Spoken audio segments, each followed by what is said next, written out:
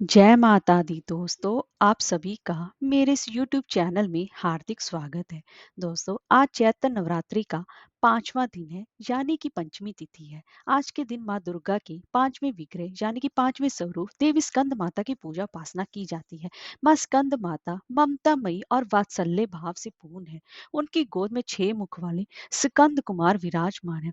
स्कंद कुमार भगवान कार्तिकेय हैं। जब माता पार्वती को वह पुत्र स्वरूप में प्राप्त हुए तो वह स्कंद कुमार की माता बनी और उनके ही देवी का नाम स्कंद माता पड़ा। नवरात्रि के 5वें दिन स्कंद माता की पूजा करने से सभी सुखों की प्राप्ति होती है और माँ की पूजा इस दिन करने से निसंतान को संतान की भी प्राप्ति होती है और संतान संबंधी सभी समस्याओं का निवारण भी होता है। तो दोस्तों, आज की इस वीडियो में हम बात करेंगे कि नवरात्रि के 5वें व्रत के दिन बन रहे शुभ योग, पूजा विधि, तिथि, मंत्र, भोग, रंग, कथा और इस नवरात्रि पर 5वें नवरात्रि पर संतान प्राप्ति के लिए कौन से ऐसे खास उपाय किए जाएं। तो चलिए वीडियो शुरू करते हैं। दोस्तों, अगर आपको हमारी ये वीडियो अच्छी लगी हो तो लाइक शेयर और सब्सक्राइब करना ना भूलें और कमेंट बॉक्स में जय माता दी अवश्य लिखें। तो चलिए वीडियो शुरू करते हैं। दोस्तों, माँ के स्वरूप की बात करें तो यह स्वरूप मन मोहने वाला है और इनकी 4 भुजाएं हैं। माँ ने अपनी दाएं तरफ की ऊपर वाली भुजा से स्कंद अर्थात कार्तिक जी को गोद में लिया हुआ है। इसी तरफ वाली निचली भुजा के हाथ में कमल का फूल है। बाईं ओर की ऊपर वाली भुजा में वर्ध मुद्रा है। नीचे दूसरा श्वेत कमल का फूल लिया हुआ है और स्कंद माता सिंह की सवारी करती हैं। सर्वदा कमल के आसन पर विराजे रहने के कारण इन्हें पद्मासन भी कहकर पुकारा जाता है और इसी के साथ साथ यह इनका वास सूर्य मंडल के भीतर लोक में है। सूर्य लोक में वास होने के कारण समस्त ब्रह्मांड इनकी कृपा से संचालित है। ये दुष्टों का संहार कर भक्तों का कल्याण करती हैं और इसी के साथ साथ माता के इस रूप को पीला, लाल या गुलाबी रंग अत्यंत ही प्रिय है और उनका प्रिय पुष्प गुलाब और गुड़हल है। आज के दिन माँ की पूजा उपासना करने से भक्त की सभी मनोकामनाएं भी अवश्य ही पूर्ण होती हैं। तो दोस्तों, अब हम जान लेते हैं कि पंचमी तिथि कब से प्रारंभ होगी। दोस्तों, 12 अप्रैल की दोपहर 1:12 से पंचमी तिथि प्रारंभ होगी और 13 अप्रैल की दोपहर 12:04 पर पंचमी तिथि समाप्त होगी। तो ऐसे में उदय तिथि के हिसाब से पंचमा नवरात्रि व्रत 13 अप्रैल दिन शनिवार को रखा जाएगा और इस दिन अभिजीत मुहूर्त का समय रहेगा दोपहर के 12:02 से लेकर दोपहर के ही 12:52 तक रहेगा और ब्रह्म मुहूर्त का समय रहेगा सुबह 4:34 से लेकर सुबह के ही 5:32 पर। तो दोस्तों, 13 अप्रैल के दिन इस दिन बैसाखी भी मनाई जाती है और आज के दिन चैत्र नवरात्र के पंचमी दिन पर लक्ष्मी पंचमी का व्रत भी किया जाता है। तो आज लक्ष्मी पंचमी व्रत भी रखा जाएगा और इसी के साथ साथ माँ की इस रूप की विधि विधान से पूजा उपासना भी की जाएगी और आज के दिन इस 5वें दिन पर शोभन योग भी बन रहा है जो कि सुख समृद्धि और सौभाग्य प्रदान करता है और आज ही मेष संक्रांति भी है। इन योगों की वजह से आज के दिन का महत्व और भी ज्यादा बढ़ गया है। तो शोभन योग प्रारंभ हो रहा है 13 अप्रैल की सुबह 2:13 से लेकर 14 अप्रैल की सुबह 12:33 तक रहेगा। तो इस दौरान पूजा उपासना की जाने पर माँ सभी मतलब अब भक्तों के अपने सभी भक्तों को आशीर्वाद जरूर देती है। तो दोस्तों, अब जान लेते हैं कि व्रत की विधि क्या रहेगी। नवरात्रि के इस 5वें दिन पर पंचमी तिथि को सुबह आपको ब्रह्म मुहूर्त में जल्दी उठना चाहिए और फिर आपको गंगा जल मिले युक्त पानी से स्नान करना चाहिए और फिर आपको माँ के पसंदीदा रंगों में से एक लाल या गुलाबी रंग के स्वच्छ वस्त्र धारण करने चाहिए।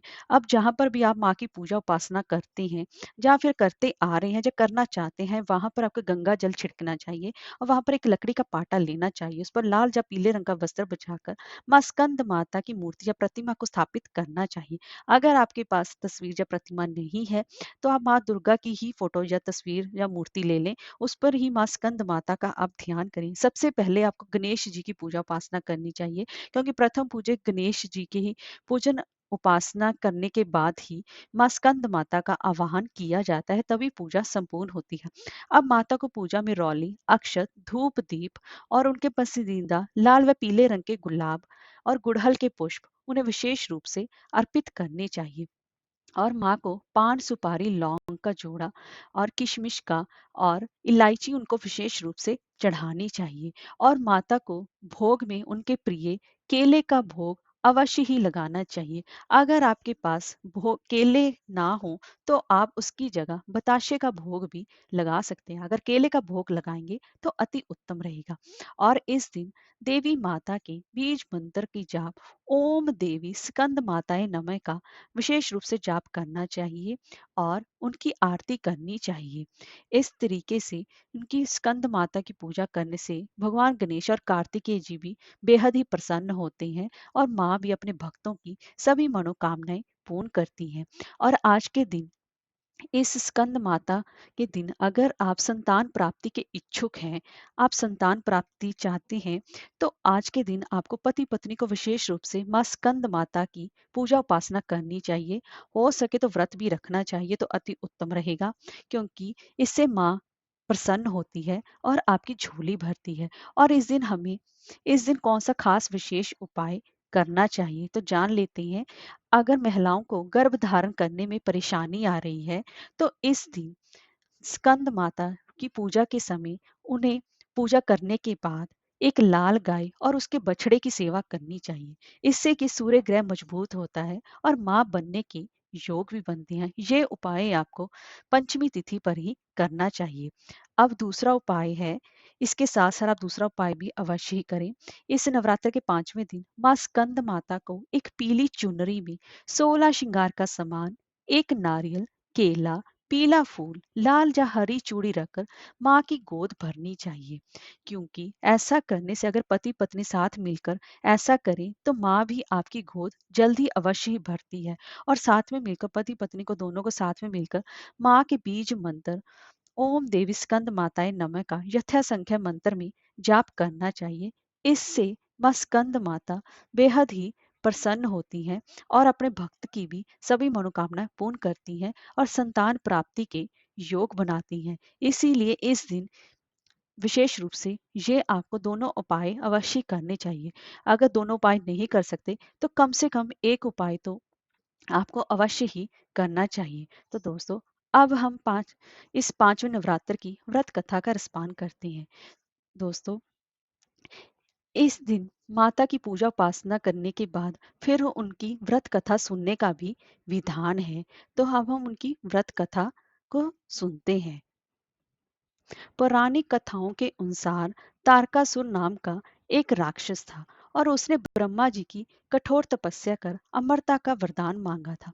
ब्रह्मा जी ने तारकासुर को समझाया कि जिसने इस धरती पर जन्म लिया है उसकी मृत्यु निश्चित ही है। अब तारकासुर ने शिव जी के पुत्र के हाथों मुक्ति का वरदान मांगा, क्योंकि वह सोचता था कि शिव जी का कभी विवाह नहीं होगा जिससे कि उन्हें पुत्र नहीं होगा और वह हमेशा ही अमर रहेगा। वरदान प्राप्त कर तारकासुर ने सभी देवताओं को परेशान करना शुरू कर दिया। ऐसे में देवताओं ने शिव जी के पास जाकर तारकासुर से मुक्ति दिलाने की प्रार्थना की।